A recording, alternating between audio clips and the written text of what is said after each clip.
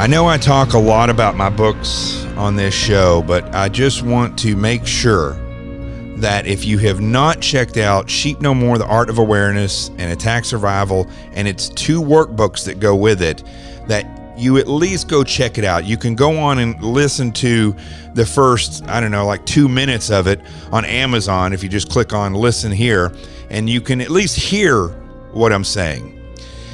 The important thing that you have to take away from this is that this book, like no other, is going to show you how attackers look at you and teach you how to look at yourself the same way, how to divide your life into sectors, how to target each sector with that knowledge and understanding, those tactics, techniques, and procedures.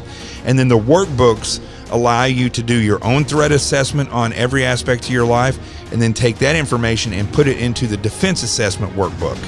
Now, along with that, I designed, along with Danielle Kreiner, a children's book called The Adventures of Team Little Bigs, a parent's book for children. And it's a book of pictures that you can give your child, and in the pictures are embedded security, safety, awareness, and communication lessons. And the parent, you can go to teamlittlebigs.com and download the lesson plans. So what you literally have is a way to teach your child non-verbally. They can sit there and look at the books, and you can point to those pictures and really start them off at a very, very young age, helping them to understand what they should do, what they shouldn't do, and how to communicate these things. Sheep No More, The Art of Awareness and Attack Survival was written for, I would say, people 10 years and up. Definitely for an adult to understand the world that they live in. And The Adventures of Team Little Bigs, a parent's book for children, was written with those children in mind, so we can start them out young to understand what they need to do to stay safe and how to communicate these things. Trust me, folks, I did this for you, and I hope that you'll go check them out, because this is how you secure your homeland. The Adventures of Team Little Bigs and Sheep No More. Go get them. Hey, this is Jonathan Gilliam. It's Thursday. Not really a thirsty Thursday anymore, really, is it? It's just Thursday now. But anyway, I'm going to give you your tasking for the day. I want you to go and find, eventually, and maybe you can't do it today, but I want you to really try. Like, let's say you go to the store or the gas station. I mean, that's really the only 2 places we go. Maybe you go eat. Try to find somebody who has lived in a communist country before, whether they're Cuban, Yugoslavian, Russian, Bulgarian. Find somebody who has lived in a communist country and ask them if they're alarmed by what's happening in this country today. I think it's going to be very insightful if you do that. And let's start the show.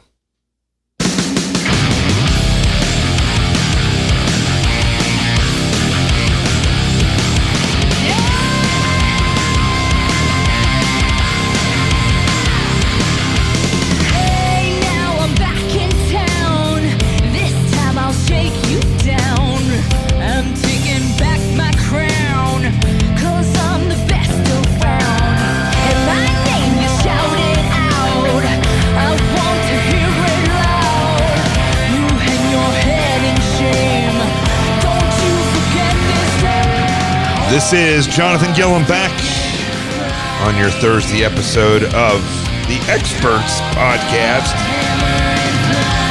The truth has arrived.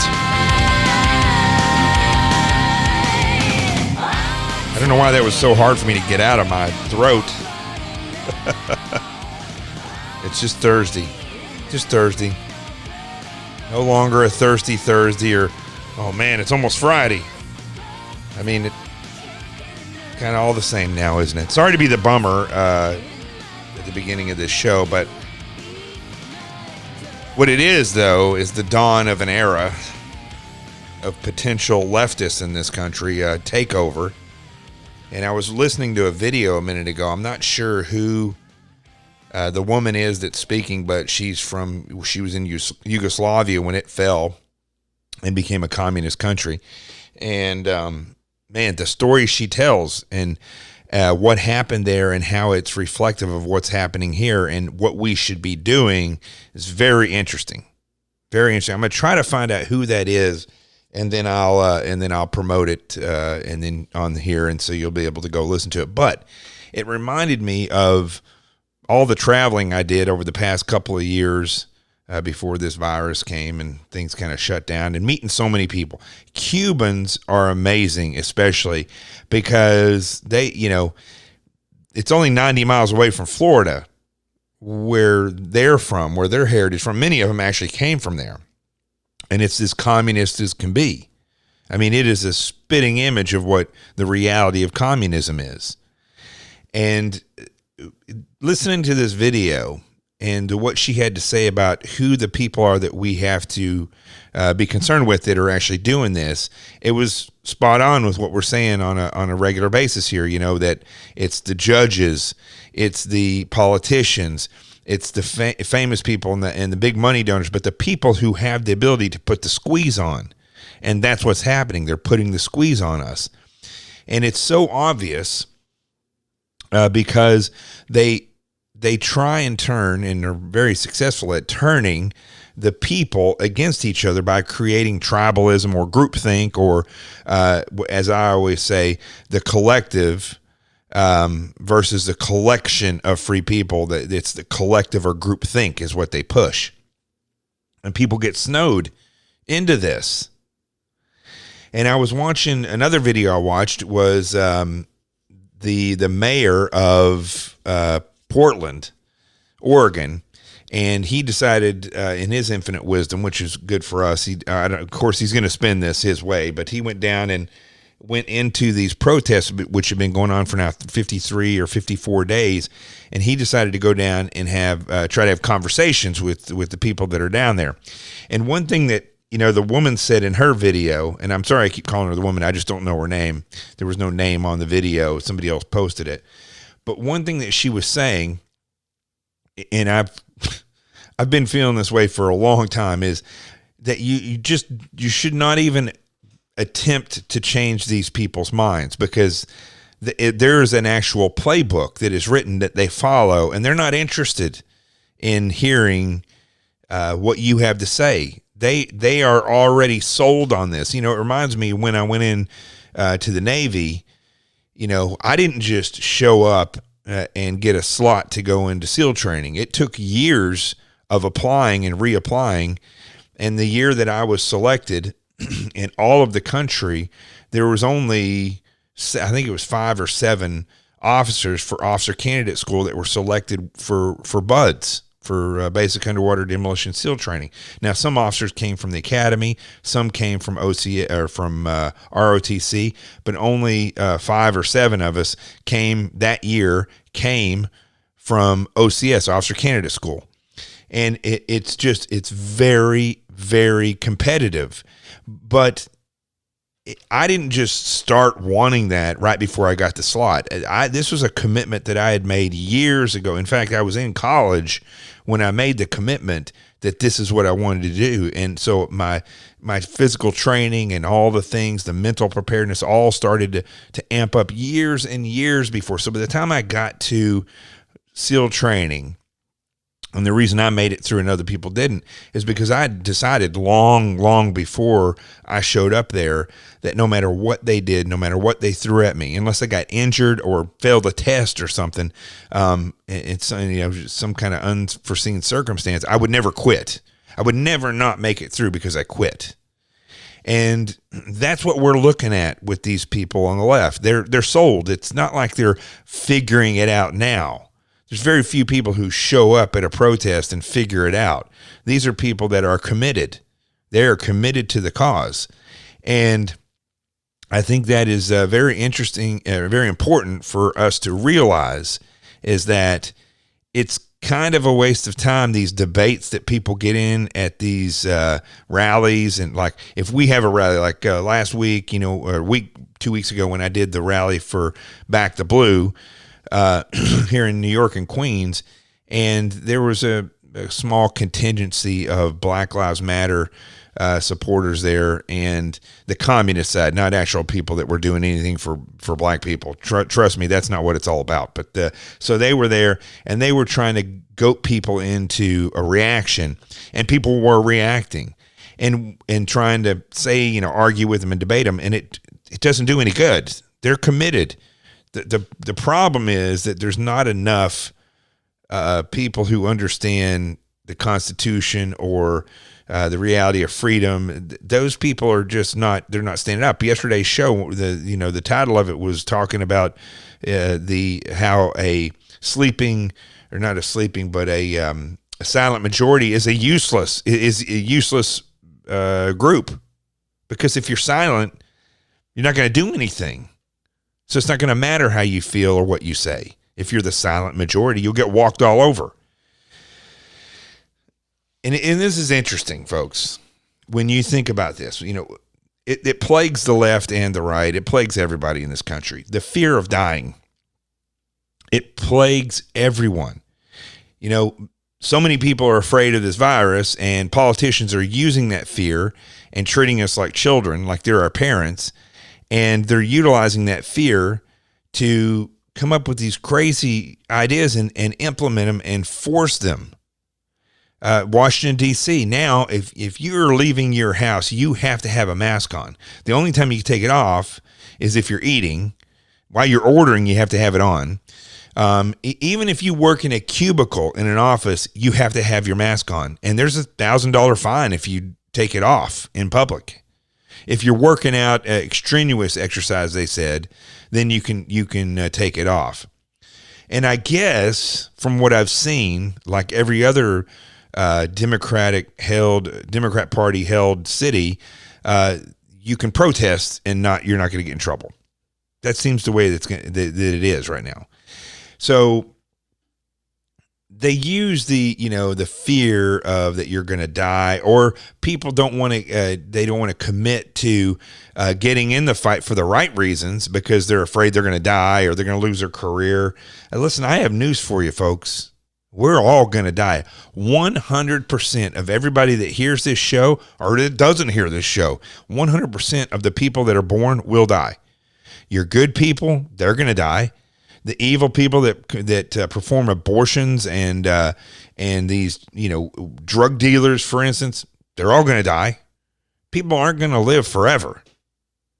And I think once you accept that, maybe that should have been the tasking for the day. Accept the fact that you're going to die. Accept it. There's no getting around it. When you accept that fact, it really does change a lot of things. You start to look at life a little bit differently. Big chances aren't really big chances, but if you knew you were going to die in a month, or let's say I always say 5 years, and in 5 years from today, for a fact you are going to die in 5 years. Life looks a whole lot different. I say 5 years because you actually have time to get stuff done at 5 years. If I say 30 days, there's not a lot that you can do before you die. And so, but some of us will die, within a week, not even realizing it. But the fact is, once you come to the realization of this, things start to look a little bit different. Morals and ethics start to look different. The importance of doing what's right looks different. And if you have children or, family members are still around, making a difference so that they have a good and ethical place to live becomes more important. People don't realize this. And so they get caught up in, and even good people that came from communist countries are afraid to do stuff. They're afraid to stand up and act. They're afraid to get involved because they don't want to die. They don't want to go to jail.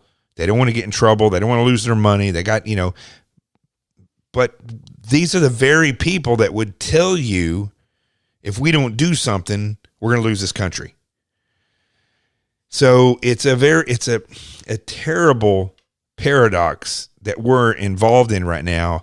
And what people don't realize, how you watch these TV shows where they, like I remember Orange County Choppers, right? I know Paul Sr., he's an amazing guy. Hopefully I'm going to have him on the show sometime, and then I'm going to be on his podcast as well. But Remember how on the show they were always under the gun, right? All the Discovery Channel shows, whether they're making a car or they're making a motorcycle or whatever, they're under the gun. They got to get it done within 3 weeks or 8 weeks or whatever. And that's where we're at now. We are under the gun because come November, we may not. I don't know if you realize the reality of what's happening. I mean, the president is being squashed. You can't tell what the polls are, and everybody's like, there's a silent majority, though, sleeping giant. Well, the sleeping giant already woke up, and then he went immediately right back to sleep and failed to elect a conservative Congress, which is one of the reasons why this has moved forward so fast, because the sleeping giant went back to sleep. So there is a possibility that President Trump does not get elected in November. I don't know. I can't tell you. I can't tell you what trickery that the left is up to. I can't tell you the reality of how many people are going to get up and how many people aren't of this sleeping giant and walk to the polls or drive to the polls, do whatever they got to do to vote. I don't know. And that's a worrisome thing. But we're at this point now. We are under the gun. And I want to make this clear. This is what I want to make clear in this show today, okay?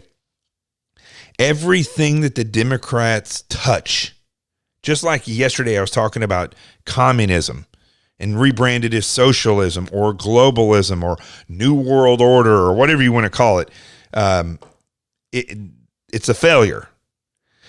But everything in this country that the Democrat Party touches is destroyed. And it's a mystery to me how liberals can view them as viable candidates for anything. It's a mystery to me. I don't know what this thinking process is because of the way I'm trained and the way I work. Like tonight I was, I'm just started working out with bands, which I find are fascinating because I'm still kind of eager to see where this is going to lead, combining weights with the bands and stuff. And so I came up with this idea to build this device that I can stand on and have the bands hooked to. And I'm sure they sell them out there, but I'm not the type of guy that likes to go out and just buy stuff when I can go to Home Depot and drill some holes and screw some stuff in there and then have this thing work. So when I see something, I try to see if it makes sense to me before I believe in it or before I try it or whatever. And if I can, if I have the knowledge base to actually make it or make it better, that's what I'll do. But I'm not sure how people think when it comes to politics because they're not trying to figure it out. They're just not. And that's a mystery to me. When we look at Miami Beach, right? So I have had limited, but some conversation with Miami's mayor, not Miami Beach, but Miami. And he's awesome. I believe he's Cuban descent, but he's a great guy and he's got great ideas. But and he's also a Republican, but the Miami Beach mayor is Democrat. And how they come up with these ideas, I don't know. We're talking about Miami Beach, right? One of the vacation capitals of the world and definitely the United States. And liberals elect these people. Southern Florida is very liberal, even though wherever Cubans are at, it's actually conservative. But it's very liberal down there. And they elect people because they'll tell you, hate the Republican Party. They believe in big government. There's too much control. And the truth is actually totally opposite of that. The government or the Republican Party. Now, remember, when I say Republican Party, I'm talking about the people. The Republican establishment is a little bit different. They're wishy-washy. Most of them are criminals. But when we look at what conservatives believe and what we have the ability to push politicians to do is slow to change. And if it's not broken, don't try to fix it. Those are the two biggest things. But the Democrats always come along and try to change everything. And I've seen this in leadership positions in the military and in law enforcement. When I was put in leadership, or when I watched other people around me after I really learned and studied leadership, and I watched them, and it's this weird narcissistic ego trip where they believe that they know more and they know better. And so the Democrat mayor of Miami Beach, I was just reading, he wants to rebrand Miami Beach, and he wants to make drinking illegal after midnight. It doesn't make any sense. It doesn't make any sense. It's as if they want to break. I mean, listen, I know that this COVID virus or corona, whatever you want to call it, is, it's spinning up, especially in Florida. Although the death rate is not going out of control, and that's mainly because in Florida, they're not putting people in COVID patients into elderly clinics. Makes sense, right? Well, that's what they've done in Democrat states all around the United States and cities. But I get it that, maybe people are a little bit nervous because of the virus thing. They don't know who to trust. I mean, we really don't know where the truth comes from in this. But this mayor, in his infinite wisdom, is trying to rebrand Miami Beach. I mean, that does not make it more of a draw if you make it illegal to drink after midnight. So when I read the headline and I looked at the story, it's a dumb idea. It's never going to work. I mean, it's going to actually injure Miami Beach. And I keep thinking back on when I look at New York City and New York State, is that the people got what they voted for. And that is an alarming thing, because it continues to happen over and over and over again. I looked at just some of the mayors. I mean, look at de Blasio. Probably the worst mayor that New York City has ever had. Staunch leftist of the Democrat Party, a communist. Lightfoot in Chicago. Man, there's so many things I could say about her. I mean, it's hard to not come up with funny things to say. Like, those lizard people that they're always talking about, the UFO people are always talking about, the UFO aficionados, and they talk about the lizard people, the shapeshifters. She may actually be a lizard person. And she's worthless as a mayor. Look at what's happening in Chicago. It's destroyed. It's being destroyed on a daily basis. The crime is out of control. And she doesn't want to have the federal forces in there. I mean, the only conclusion I can come to, if your city is being destroyed and you refuse to support federal law enforcement that comes in there, which, by the way, I don't know if you realize this. I'm going to give the secret away, okay? Federal law enforcement are police officers that work for the federal government. They're not superheroes. They're not ultra, super secret squirrel, CIA/FBI killers. They're just police officers that work for the federal government.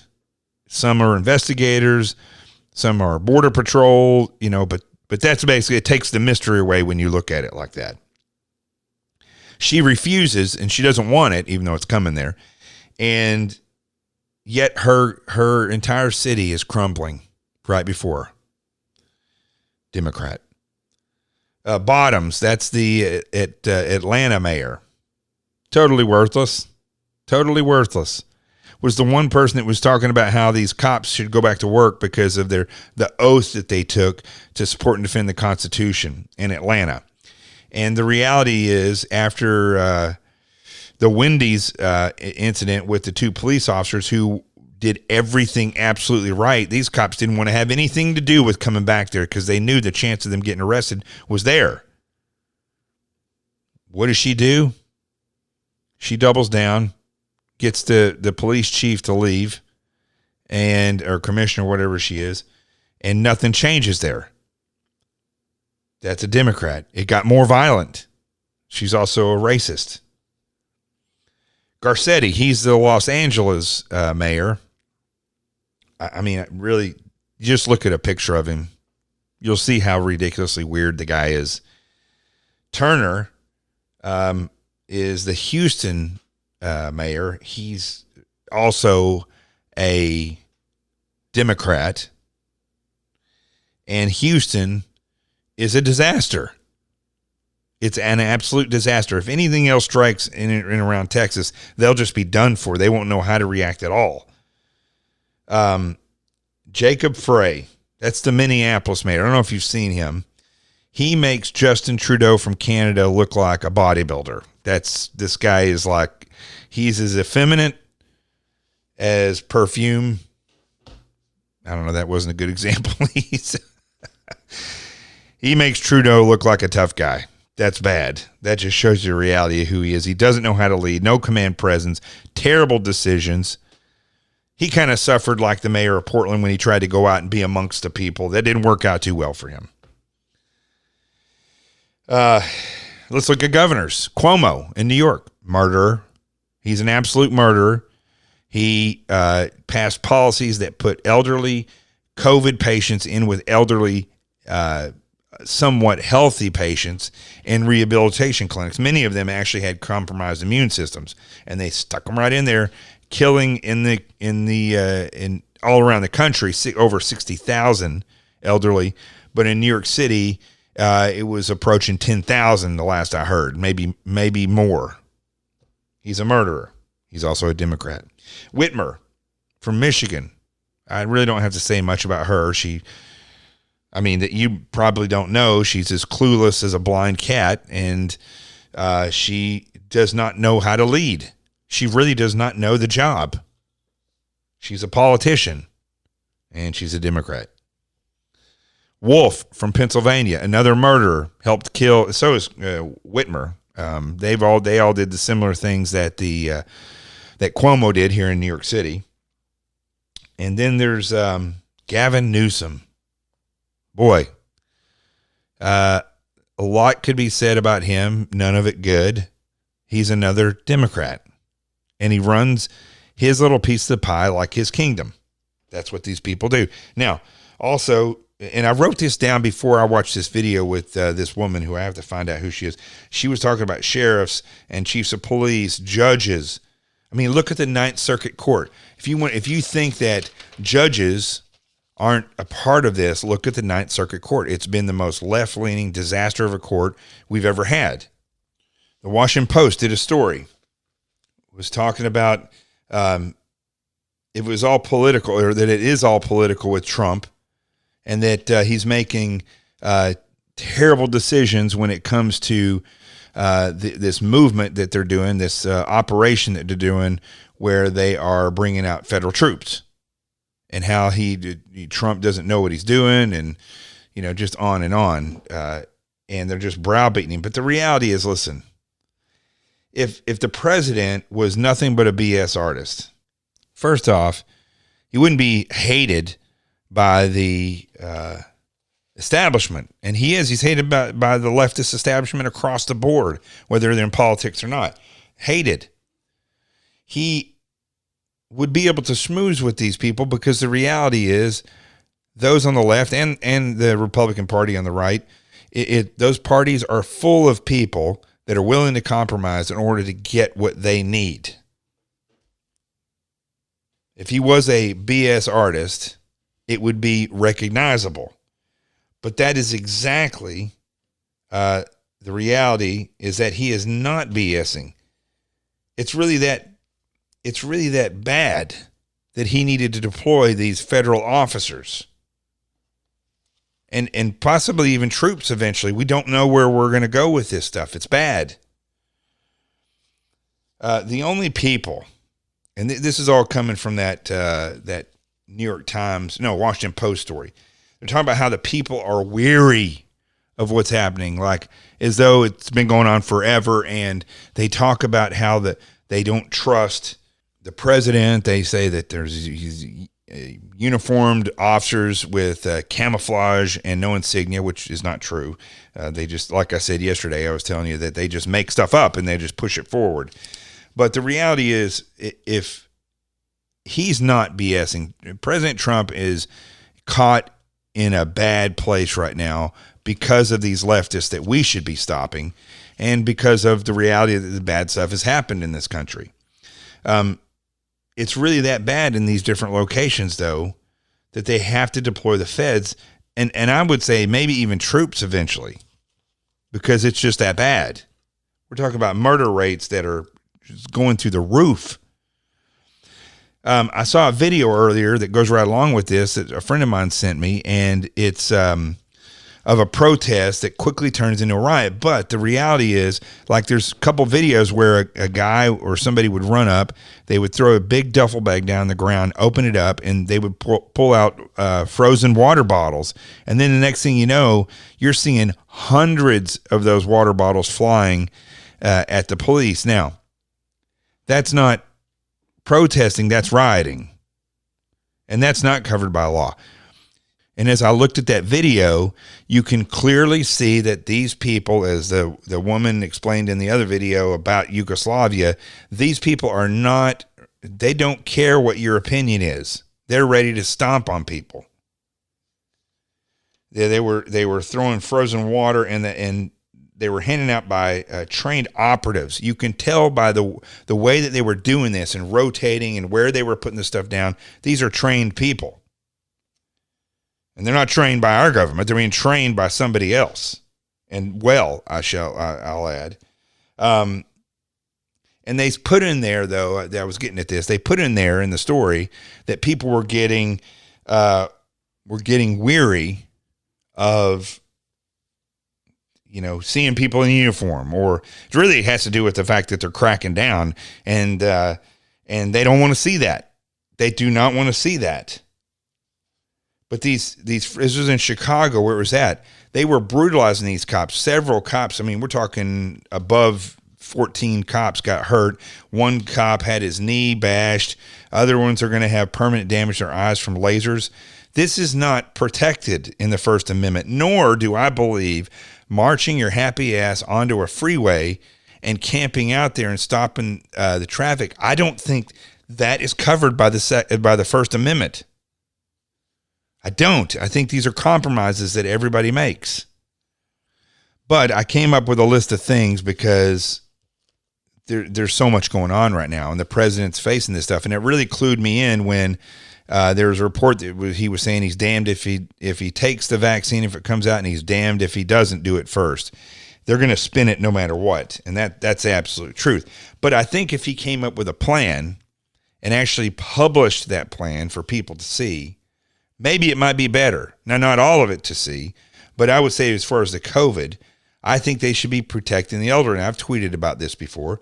They should protect the elderly at all cost.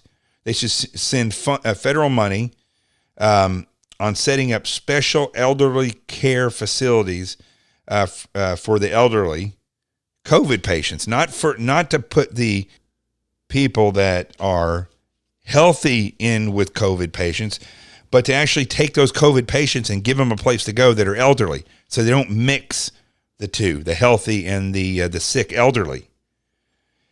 They've got to do that. They had these temporary facilities. Why not come up and do it again? Those are the people that really die. And I've had somebody on Twitter recently saying, that, yes, they believe anything, that the virus isn't real. I mean, the virus is definitely real. I had it, and I know people who died from it close by. But there's no reason why we can't start looking at this entire infectious time of our lives, that we can't figure out a way to take care of the elderly, the number one group of people that not just catch it, but die from it, and then allow the rest of the people to get back to work. And if you don't want to work, if you're afraid of that, then you don't go back there. But there has to be a QRF medical team, or teams that go from place to place. We don't have that. I don't know why we don't have that. We should have that, because this is how you respond to stuff. You don't just make it up as you go along. So this QRF medical team is something that the president definitely needs to look into. And if it's not created, create it. hospital facilities that could be set up and moved rapidly to go along with these people. Why isn't that happening? I don't know why it's not happening. Doesn't make any sense to me. It's not rocket science here. They should push to get everybody back to work and back making their own decisions. That's the other thing. These politicians think they have to make all our decisions for us. You don't. Let us take responsibility for our own stuff. I mean, we already showed that quarantining in your home for several months does nothing because the virus is still out there. I had a talk with a good friend today. I'm not going to say his name on here, although it already has been on Twitter. Well, I will. Rick Unger. Okay, I'll say it. I've talked about Rick Unger before. And Rick Unger is a liberal. He grew up liberal. But he's also rich, so he's a globalist. And I've been on the radio and TV with him a tremendous amount of time. We hosted Sean Hannity's radio show together. But we used to be on David Webb's show together all the time, debating stuff. And one time a caller called in and accused him of being a communist. And Rick was so upset about that, not just because the guy called him a communist, but because David and I, we really didn't do anything to stick up for him and crush the caller. We're all in the studio. And, I didn't even think anything about it because I know Rick's not a communist.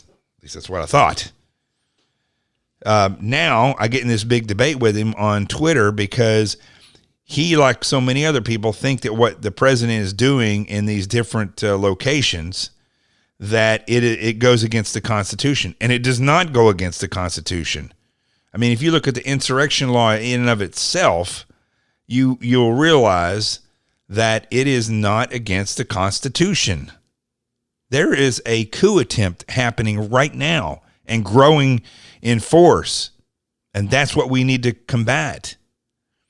Operation Legend, I think it's pronounced Legend, is a federal law enforcement operation. It started out in Kansas City, actually, another Democrat-held city, where the crime got so bad that a kid was like 4 years old, was sleeping in his bed and got shot by a drive-by shooter. He went to the Republican governor who started to figure some things out. And that's where this thing began. That's where they started to put the troops in certain places. It kind of started there. Now, I don't know how successful they've been in Kansas with this, but this is what sparked the whole concept of sending these federal law enforcement officers to different locations around the country where these hotspots are at and try to stop it, these protests. I mean, why wouldn't you want that? And when I was talking to Rick today on Twitter, going back and forth, I made it clear, dude, you came in, you got so agitated that you almost walked out of the show when you were accused by a caller of being a communist, and you were mad at David and I because we didn't quash or crush the caller, but yet you go out and you support people who admittedly are communists. It's not a concept that I can understand. Now, we've already shifted from the virus to this, but it goes right along the same way. COVID and the way that it is being utilized for political gain. And now, if you look at the left, they use force, intimidation, and violence for a political, and that's terrorism. It's not just Antifa that's a terrorist organization. People who take part in these fake protests that are throwing water bottles, and they're trying to isolate and separate the people, to create groupthink, and to create people who will just do what they're told. That's basically what's happening. One of the things the president should definitely do, and they should start pushing this stuff forward rapidly. Anarchists, communists, Antifa, all these people should be considered terrorists, and they should go after them. They should not be allowed to cover up their faces when they're at a protest. What is that all about? Why are they allowed to do that? Yeah, I know now you're going to have a medical mask over your face, but they're wearing black hoodies, black masks over their face. You can't even hardly see what their eyes are. That has to stop. You show up at a protest, you have no reasonable expectation of privacy. You should not have the ability to cover your face like that in a time when this much danger and intimidation exists by people who are wearing masks. What is with the blocking the roads? How is that a thing? Because if you go out and you try to block roads because you were drinking or because you felt like it was the fun thing to do, you're going to go to jail, disturbing the peace. I don't know what else they could charge you for, but I'm sure it wouldn't be simple. These people get away with all of it.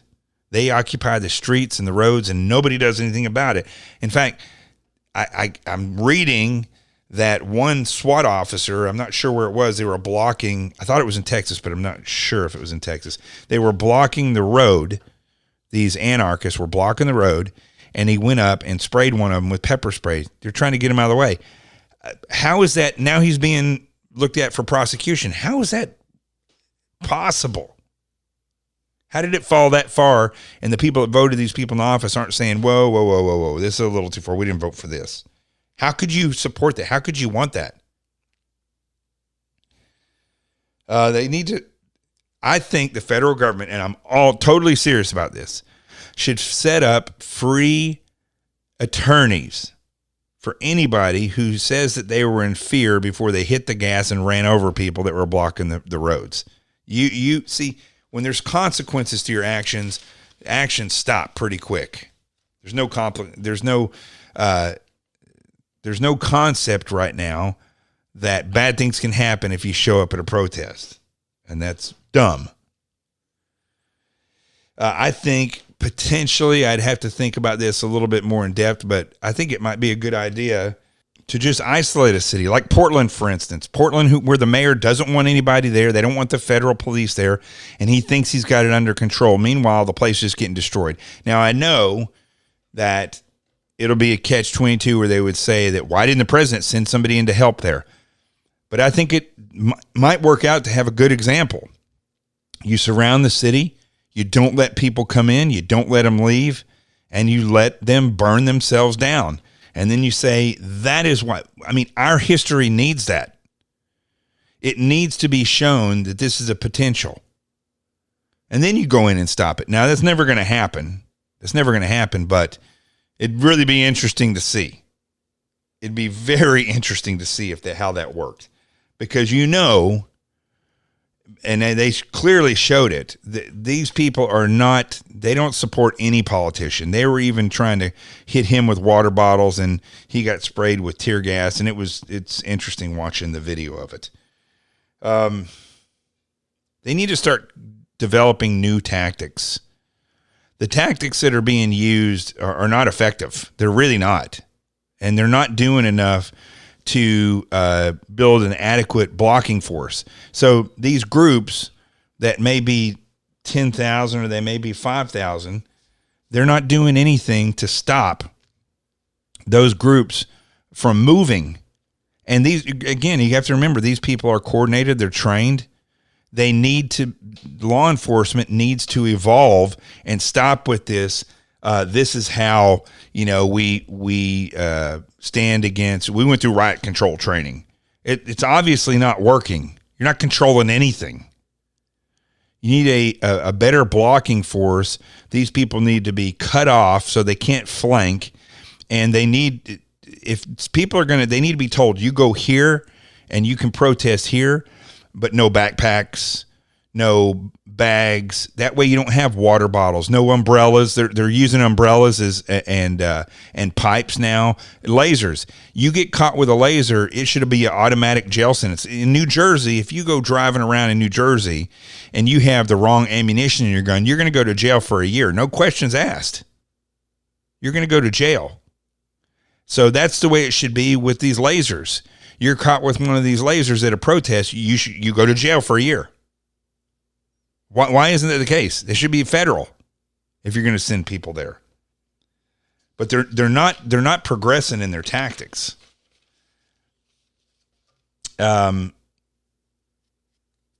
I think they need to develop, which maybe I shouldn't be giving this out over the air, but there needs to be a system to stop these water bottles. Now, I mean, it's not difficult to put up screens really with big, tall freaking barriers so they can't throw. If you're going to deploy police there should be a screen in between you and those people, if possible. They have these big industrial. Have you ever been by a building where they're working on it, and they got these big, huge orange nets that are there? They cover the whole half side of the building. You attach those to some big poles, and I don't care if you got to come up there with ready mix cement, and you freaking throw that stuff down. I mean, in an instant, you come up, one guy has a digger, they dig a hole, the next guy throws cement in there, and you throw the pipe down in there, and you lift up these nets. Why aren't things like that being thought through or utilized? And then it would stop these stupid water bottles, which are crushing these guys. Yesterday, I think it was in Chicago, a couple cops had their knees destroyed. Eyes are all messed up. Some of them won't recover their eyesight in some of their eyes because of these lasers. I was sitting watching the video of this, and people would come up with duffel bags behind the front line. They would take these duffel bags, dump them upside down, and all these frozen water bottles would come out, and they would just start launching them. I mean, do you realize that's a brick? They're not evolving. Police are not evolving with the tactics of the left. Now, the other thing that's coming up, okay, is voting. We should already be forward thinking that. I don't think, in the way the position that things are in now, the critical way that things are, I think the president should do an executive order, and I think you should have to show up in person to vote with your driver's license. The only exception are military or people who are outside of the country. If you're in the country, they should create a real quick database. People sign up for it, or they're already signed up to register to vote, right? You go up there, you show your ID, you vote, and they put your name in the database that says you voted. Doesn't say anything about what you voted for, it just says that you voted. Then they take that paper ballot that you've filled out with an ink pen, no fancy machines, you put it in a guarded ballot box, and that's it. And those get hand counted. We are not in a position right now to trust any electronics. We're not in a position to trust mail-in ballots. We're not in a position to trust that city officials that are politically motivated, that they are going to send out the right number of ballots to people. People are getting multiple ballots. So I think it should be that you want to vote. When November comes around, you show up with a license. And if there's huge, long lines, then you get state troopers out there or these federal officers with ballot boxes that are locked. And you go out with a group of people and you literally hand a ballot to somebody, and they're 6 feet away from each other. And you fill that ballot out and you put it in the box and you walk away. And then they go to the next group of people and the next group of people until they get it done. I say this every night. It's not rocket science. You can do this. I'm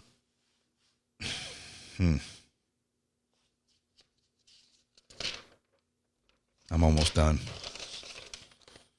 Oh, yeah. Rand Paul should shut his mouth. Rand Paul and all these other libertarians that are out there that think, like Rand Paul was ranting on the president's decision to put federal officers out there. Rand Paul and his father are both idiots. And they act like they're conservatives, but the reality is they don't know anything. They don't look at the way you govern and keep people safe. They don't look at it like they would in medicine, because they're both doctors, right? So they don't look at this the way they do medicine. In medicine, you have to look at what's wrong, diagnose it, and then try to figure out by thinking like the disease, how is the disease going to spread? Will it attack this? Will it attack that? And then you try to forward think that and get ahead of it. These idiots think that the federal government just shouldn't be involved in anything. We shouldn't be forward thinking anything. Now, granted, the DOD does not have a good track record since 1947 of forward thinking anything. And law enforcement, I've suffered from that myself when I was told that we don't forward think things in the FBI. We just simply wait for it to happen and then we react to it. That's their way that they work. We don't go out and hunt to see, where criminal enterprises are. We wait until somebody complains and then we work that case. So yeah, they got their problems, but Rand Paul and his dad should shut their mouths because they've snowed people into believing that they're these conservatives when they have no solutions. And I know there's a lot of people out there that'll say, man, you're wrong. They're good people, blah, blah, blah. Listen, this is a reality. This is a reality. They both, the father's no longer in politics, but they both have been in politics for a long time. And there's very few solutions that they came up with. What they basically do is they're loud. And when I mean loud, they're microphone hogs. And they go up there and they hog the mic so they get reelected. I mean, you tell me what Rand Paul, he's, Constitution, this and that. But listen, this is a critical time. And anybody that's making political waves on the right has got severe problems because they obviously don't see the reality of what's happening. Now, I've never met Rand Paul, but I will tell you this. I've met Louis Gohmert. He's kind of my standard for Washington, D.C., the potential that good politicians can be. Louis Gohmert is an amazing guy. He's a real deal. He loves this country. He's got an incredible background. And you don't see him up there throwing, support one way or the other for political gain. He's in Washington, D.C., to affect change where it needs to be changed, to come up with solutions where it needs to be solved. And when nothing needs to be done, he's up there making sure that nothing gets broken. I mean, Rand Paul is not that way. Ron Paul is not that way. And while I think that they're smarter than John McCain and these other people, it really pissed me off when he started talking about and going into this hippie mindset that sending federal, I don't want to say troops, but federal officers in to work a problem like this is so horrendous when it's been done lots of times. For instance, I tweeted 1954, I think it was actually 1957, where they sent federal troops, National Guard troops, and law enforcement officers, federal law enforcement officers, to escort young black kids into Central High School in Arkansas. You don't see anybody laughing about that or saying, well, they shouldn't have done that. It had to be done. And they did it that way, and it worked. Again, like I said at the beginning of the show, federal law enforcement it's not a group of supermen and superwomen. They're police officers. They work for the federal government. Yeah, their jurisdiction is different. And when you have special agent behind your name, it means it's a very limited authority. But they are federal agents. And if there's different locations around the country, let's say a sniper was in 5 different locations in these same Democrat-controlled cities, you wouldn't hear them bitching and complaining at all if the feds, they'd be like, where's the FBI at? Where's the Marshal Service? Why isn't the DEA out here trying to help us find these people? They wouldn't be complaining. And it's the same thing here. Why should they be so concerned about federal officers when their cities are being destroyed by violence and anarchists / communists that want to overthrow the government? It's a freaking joke. And quite frankly, I'm sick of it. Listen, I hope you have a happy Thursday. And I want you to take this away from the show today. Remember what I said at the beginning of the show. We are on a timeline here, just like those shows on the Discovery Channel where things have to be done immediately, like the motorcycle shows or the car shows. They're always under that deadline, and that makes the show exciting. Well, the reality is, in this country, we are under a deadline just like that. We only have until November. If the president does not get reelected, President Trump, this country is going to go in a direction so fast, you will not be able to stop it unless you are prepared. And that's the problem. That's where we need to be. We need to be prepared. And the way that you start that is by realizing where we are and the potential of where we are going. I'm Jonathan Gilliam. This is The Experts. The truth has arrived. Peace, and we're out of here.